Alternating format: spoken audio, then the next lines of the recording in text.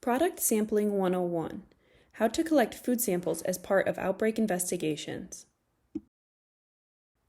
This training focuses on considerations for food product sampling during foodborne illness outbreak investigations.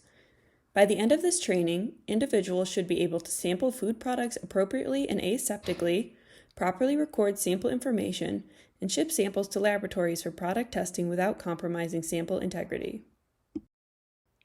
The main goal of product sampling is to identify a link between foodborne illness case patients and a food product that caused their illness. Food product sampling is very important in outbreak investigations. If a given food product sample tests positive for a pathogen of interest, laboratories can characterize those pathogen isolates through whole genome sequencing and match them to isolates from human clinical cases, allowing public health agencies to determine the source of an outbreak quicker. Before you can sample, you must first identify the pathogen of interest, the establishment in which you will be obtaining samples from, and the food products you will be sampling. It is important to make sure you communicate effectively and efficiently with your epidemiological partners to obtain this information. Your partner epidemiologists and laboratorians will have data generated from interviews and laboratory specimens to form a hypothesis of a suspected establishment in one or more suspected food vehicles that could be associated with the outbreak. Knowing the potential causative agent of a pathogen you are looking for can help prepare you for product sampling. Some examples of pathogens you might be asked to collect food product samples for can include Salmonella, Campylobacter, Listeria monocytogenes, pathogenic E. coli, Bacillus cereus, and Clostridium perfringens. Different pathogens may be associated with certain food products. For example, Salmonella is commonly associated with poultry, eggs, fresh produce, and dry foods such as nuts, seeds, and spices. And Bacillus cereus is commonly associated with food that may be stored at inappropriate temperatures, allowing for B. cereus growth, such as refried beans. Some common establishments you may be asked to conduct product sampling in include retail stores, including deli counters or delicatessens, restaurants, and other eateries, as well as other facilities such as hospitals, nursing homes, long-term care facilities, schools, and more. You may also be instructed to sample one specific food product type or multiple different foods. It is also important to communicate with your epidemiological partners about the type of food products you will be sampling. Some common examples of food products you may be instructed to sample include deli meats and cheeses, fresh cut fruits and vegetables, sushi or sashimi products, and leftover buffet items. In most investigations, open food product samples will be available for sampling. For example, salad ingredients taken from a salad bar. You may also be asked to collect intact or unopened product samples as well. In particular, taking an unopened intact sample could help identify if a product was contaminated prior to entering an establishment. Overall, it is important to communicate with your local and state health department partners about whether both open and unopened or intact product samples would need to be taken. Sometimes you may also be asked to collect environmental samples at the same time you collect food samples. For guidance on collecting environmental samples, please refer to the Environmental Health Quick Train videos published by the New York Food Safety Center of Excellence. When conducting an outbreak investigation, you do not have to notify an establishment that you are coming. Food product samples should be collected as soon as you identify a suspected food product. During your investigation, the establishment should be notified of the food product samples you are collecting and the reason that you are collecting the food product samples. Before the food product sampling event, make sure the partnering laboratory is informed. They may need to have specific reagents, supplies, and additional staffing for processing samples. Communicate with the laboratory and develop a plan with your investigating team prior to sample collection about what the sample is that will be collected, when the sample collection event will occur, how sample collection will be performed, and estimated quantities of samples that will be collected. It is important to communicate this sample collection plan with your laboratory partners prior to the sampling event. After determining what products you will be sampling, you will need to select the proper supplies.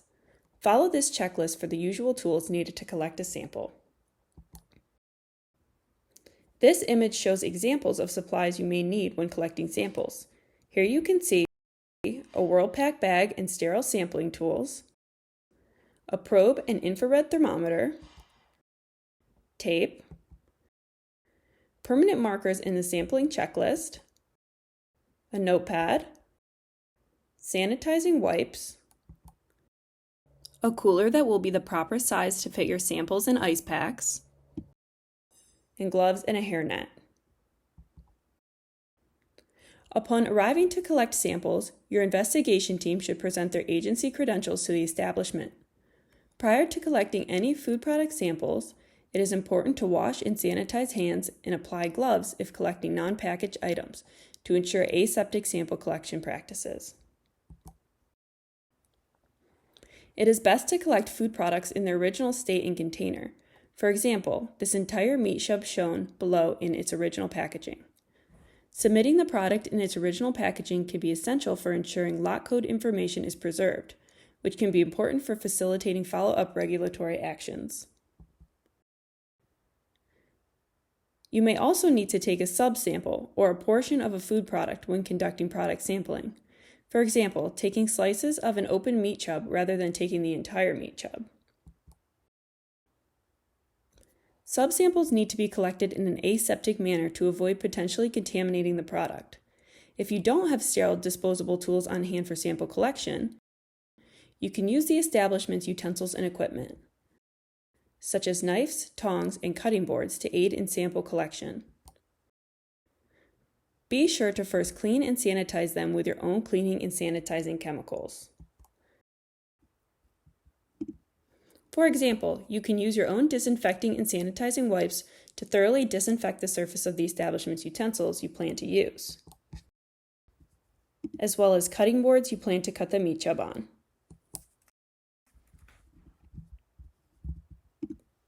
Here we are sampling an open food product. Use knives to cut into the food product and collect a subsample.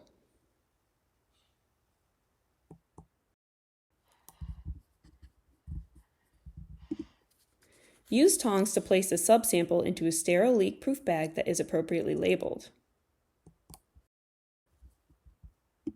After collecting subsamples, you will want to thoroughly clean and sanitize any of the establishment's utensils and equipment you use for subsample collection, as well as the workspace you used.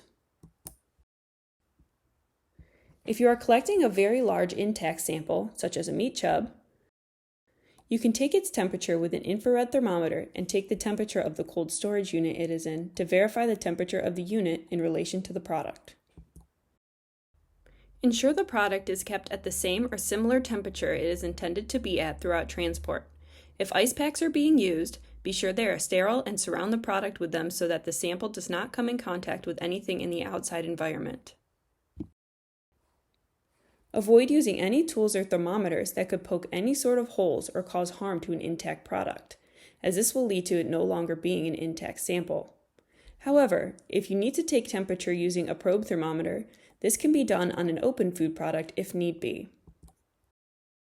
After collecting subsamples, ensure that the establishment places a placard by the portion of the food product you are leaving at the establishment, clarifying that the particular food product should not be used under the assumption that it is contaminated until after laboratory testing results are obtained and relayed to the establishment. However, the final decision on this may be up to the establishment depending on your applicable regulations in your jurisdiction. Label each sample container with the sample type, any associated outbreak number if applicable, the date, and the time of collection. The following supplies should be included in the sampling container: an absorbent pad, cold packs, cardboard separator, Ziploc bags containing the sampling checklist and other relevant paperwork such as chain of custody forms.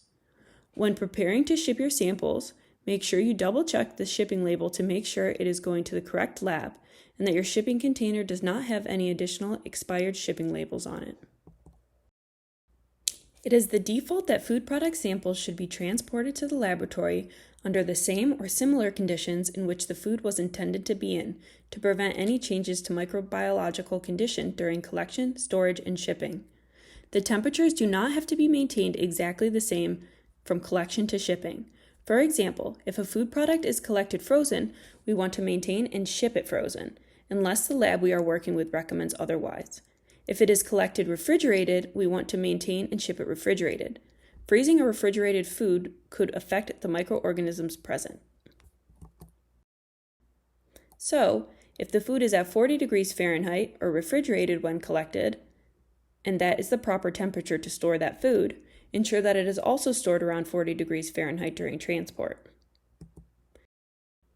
However, if the food is at 1 degrees Fahrenheit when collected, but it was intended to be refrigerated at -4 degrees or below, ensure that it is stored at a temperature that is around -4 degrees Fahrenheit during transport.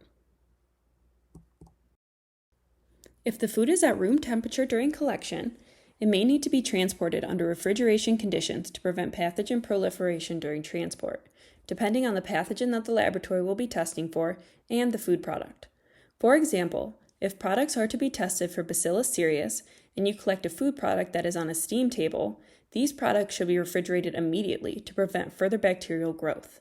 On the other hand, if you are testing for salmonella in dry flour stored without refrigeration, you do not need to refrigerate it because it is very unlikely that the pathogen will grow in the dry matrix at room temperature. The investigator is then responsible for shipping samples. Avoid shipping samples on weekends and federal holidays. It is important for the investigator to communicate with the lab about the product sampling results. Product sampling results should be communicated to the establishment as soon as they are obtained. Overall, communication is highly important for all organizations across the board. Make sure that you are adequately prepared before you begin product sampling procedures. Specifically, make sure to know what pathogen you are looking for and anticipate what tools you will need. Once you know what tools you need, bring all of them. Always ensure that you are sampling appropriately and aseptically. It is important to document key things about what you are sampling, such as temperature of the fridge and the date a sample was taken. Taking multiple food product samples at a time may be necessary, as well as taking multiple subsamples of one food product. Most importantly, be sure to use aseptic practices when collecting any type of food product sample in order to avoid cross-contamination. Further, make sure that all samples are packed so you can deliver them in a similar condition to the lab where they were originally obtained. Communication across all parties involved in an outbreak investigation is key, including the lab, epidemiology, and environmental health partners. Make sure to always communicate with the establishment that you are sampling at. Following this, you are then responsible for obtaining results from the lab. When results are obtained, make sure to convey them to the establishment. This training on food product sampling is vastly important for identifying the source to outbreak investigations within local establishments. By using these steps for product sampling, you will be able to help identify the source of an outbreak and prevent others from getting sick.